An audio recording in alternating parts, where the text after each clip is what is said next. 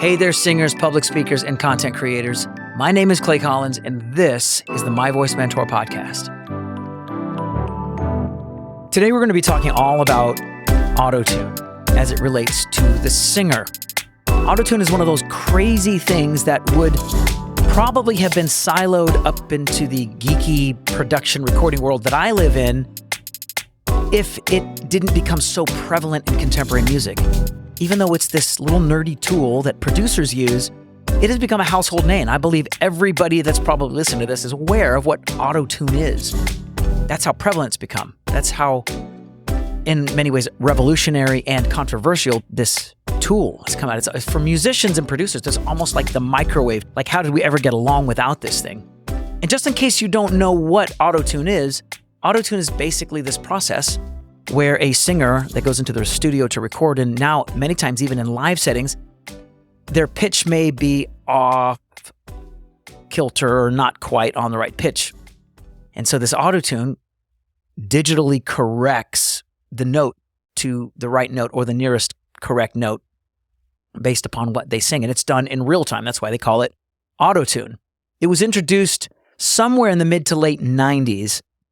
The famous song that we might remember is Cher, Do You Believe in Life After Love? And what made that song so iconic is that it was the first time that tool was used in its most extreme state, where it was just cranked all the way up and it made her voice sound very robotic. Every note was exactly snapped to the right note. I'll put a link in the show notes for you to hear it, just in case you've never heard that song. But we've all heard the Autotune sound. Later, artists like T-Pain and a lot of hip-hop artists would use that extreme form of Autotune to take rappers who aren't even singers and get melodic tone out of them because the tool would literally snap it to specific scales and specific notes. And over the years, a lot of talk has been engaged as, is this a good thing? Is this a good tool? Is this good for modern music, or has it really killed the art of singing? It's a very interesting debate and topic that has been raised. But the reality is, in order to be competitive in today's music, you're probably using Autotune no matter how good of a singer you are. I use it on my music, and most singers and artists that I know that record are also using it. So it begs the question, is that good or is that bad? Oddly enough, before this was released, we had become accustomed and quite used to artists and singers singing a little bit off the note. In fact, it was part of the art of a singer. The truth is, no singer can sing exactly on pitch. I do a lot of pitch exercises. I teach a lot of pitch strengthening exercises to my vocal students. But no matter how much you practice, the human voice is just always going to be a little off. And some might argue, and I'm kind of in that camp, that those slight alterations of the voice are what give it that artistic quality, that some of those imperfections actually add to the sonic quality of the voice. In fact, there's a lot of producers online that have gone through the experiment of taking old a cappella vocal masters of some of the classic songs that we know and love and giving us an idea of what Michael Jackson, for instance, would have sounded like if he was auto-tuned, or Freddie Mercury, or just some of those old singers. What would they sound like if you had autotune? And it's kind of shocking. You listen to it and you're like, that wasn't an improvement. Like, Michael Jackson doesn't sound very good auto-tuned. Freddie Mercury it doesn't sound right. It doesn't sound like how we remember them. And again, over the years, it has raised this really valuable discussion on, is this a good tool or a bad tool? Well, the truth of the matter is, now in today's modern world, we have become so accustomed to perfection in pitch that now it's just as disruptive to our ears when we hear a vocal that's not auto-tuned. We're like, oh, they're so off. It's almost like auto-tune has trained our ears to hear things more perfectly than maybe we would otherwise. Before, we didn't know, and so we just accepted that there's these variances in pitch. And so I've spent a lot of time thinking about this over the years. I remember years ago when I first was introduced to this tool, it was extremely expensive. In fact, Autotune today, the actual product Autotune is extremely expensive. I would never spend $400 or the hundreds of dollars that it takes to have that tool. But because it has the name, it's the most expensive. But since then, a lot of other products, a lot of other companies have made their own version of auto-tuning, and they're all basically in the same sphere of they all kind of do the same thing. And it's very easy today and very inexpensive to use pitch correction tools. I had this kind of running joke for years that I would always say, I couldn't afford auto-tune, so I just learned how to sing. And there was a part of truth to that. But mainly what I want to talk today to all of you producers and recorders and singers, should you and how should you engage with this tool? Because it's with us. It's probably not going anywhere anytime soon. Is there a good way to use it without sacrificing the artistic quality of your voice? Well, I believe that there is. It's an important tool. It's a necessary tool. It's being used across the board. So if you ignore it, you're really putting yourself at a disadvantage.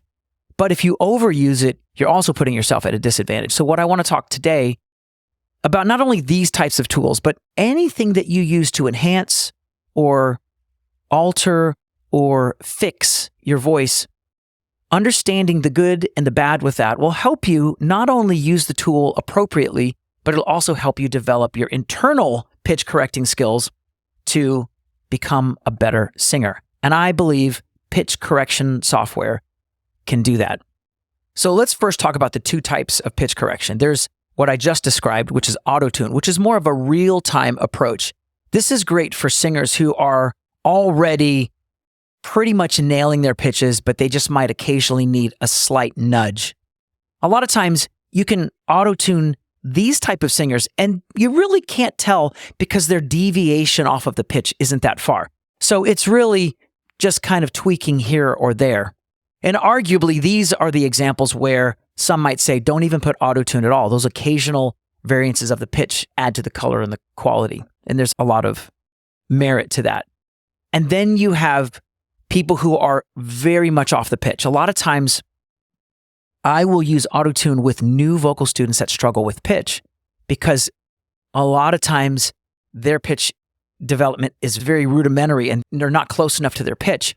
Many of them are actually songwriters and they're trying to come up with the melody, but they can't sing it and they can't match the pitch the way that they hear it in their head. So it's coming out all wrong. And so a lot of times what I'll use auto-tune for with them is twofold. Let's correct your pitch, play it back to you, and you can hear, oh, that's what my voice would sound like if I was hitting the right pitches. A lot of times with songwriters, I'll say, definitely use auto-tune to help you figure out what melody you're going for. And then now you've got a reference vocal for you to then go back and re-record your vocal and hopefully actually work towards those pitches that you hardlined in the auto-tune. So basically, that's the first way that I use it for developing singers, is use it as a way to record the voice and get a good reference of what the melody should be. It's a great way to reference a vocal for songwriters and for people that are just learning the process of pitch. It really does help to hear correct pitch coming back in your voice so that you can at least have a target to aim for. And it actually has worked with my students. Incorporating auto-tune not only helps give you a better representation of your voice from where it might be in the natural, it gives you a target to shoot for. And I actually use it that way with my students. If you work on matching that pitch and do it internally, ultimately the tools that you use are going to be much more subtle and they're just going to do a better job for you. And this is true across many of the tools that we use to enhance the voice. A lot of the tools that I use in the studio to make a voice sound really good, most of that already exists right in the human body. And if you fix it at the source, it always sounds better on the other end. So that is an excellent way to help a vocalist. If you're a voice coach or a voice teacher, working with auto-tune to help give your students a way to reference their voice the way it should sound is very helpful. It gives them a way to do that. And then digging further, the other type of pitch correction that's a little bit different than auto-tune. Auto-tune, again, is more real-time. It fixes it in real time. But depending on how far off the original performance was, Autotune might start breaking down because it might make an improper guess of what the note should have been because it was that off.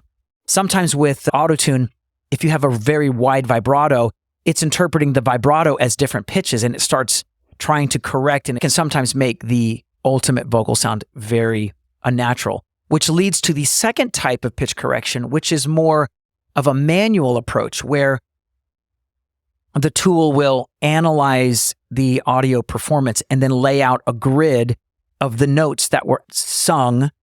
And you can actually, on a grid, move individual notes around manually to get the exact note and the exact sound that you want. And they not only have control over the note, but they have control over other aspects of the performance. In fact, these are typically what you use to really get the vocal sound that you want, because you can actually choose note for note, what do I want this tool to do? Do I want this one to lock this note in and leave this other one alone? It's much more of a fine-tuning surgical approach to tuning. And in fact, any producer worth his salt isn't merely relying on Autotune. They actually go for these more detailed surgical tools because ultimately that's where they get to choose note by note. What do I want this tool to do on this note? What do I want it to do on this note? And this is where I have found the most useful information, because in these more surgical tools, you have this grid and you get to see visually what's going on. You can actually visually see how wide the vibrato is, for instance, how far off the pitch, how you can begin to see a bunch of habits in the singer, in the performance, that are contributing to perhaps a less than optimal result. And a lot of times what I'll do is I'll take that visual tool. I mean, its purpose is to correct the vocal, but because you're looking at this grid, you actually see visually exactly what's happening with the pitch of the voice. It's very useful. I use that in my own singing to identify, okay, I need to rein in my vibrato a little bit. It's a little bit too wide. It's actually spanning too many notes. It's taught me how to tame my vibrato. It's also taught me that some of my notes are not loud enough while other notes are too loud. It's helped me to balance my phrasing from note to note. And I wouldn't even know these things unless I'm not only hearing it with my own ears, but also looking at it on a graph. It's been a real eye-opening thing for my students to be able to look at a screen and actually see the line of, oh, did you see at the end of every phrase, you just happen to go like this with your voice, and the pitch always goes down at the end of the voice.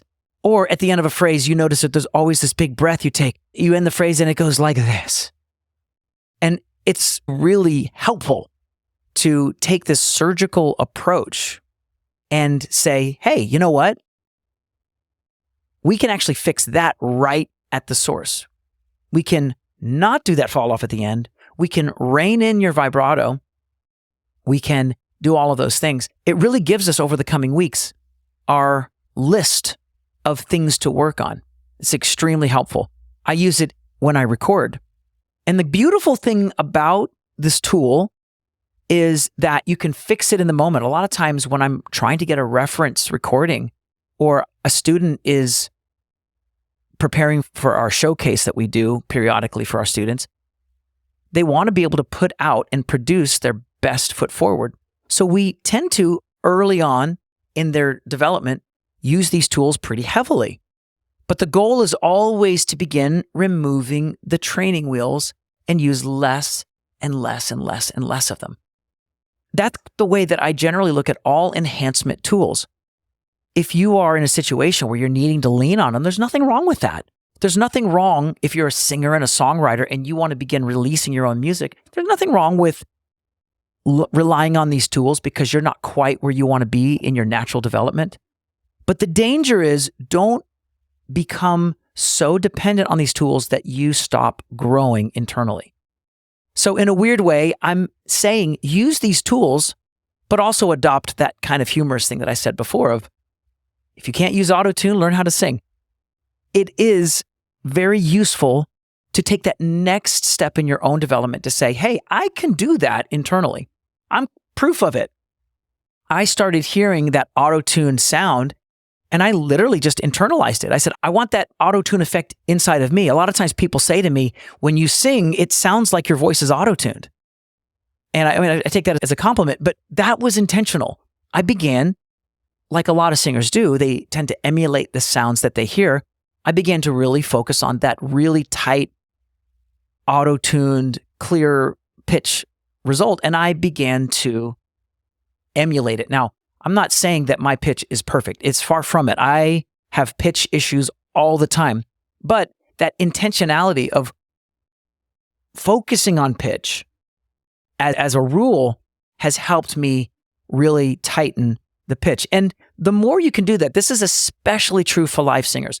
The more you can tighten your pitch, especially when you sing live, because that's when it's the hardest, that will be a very helpful practice for you. Because the better you get internally, the more effective the tools are going to be for you on the other end. So for all you singers out there, I hope this is some useful information. And the great news for all of you that are interested in production and recording, there has never been a better time for you to write, produce, record, and release your music. The tools for this are massive, and that would be a whole separate topic for us to discuss.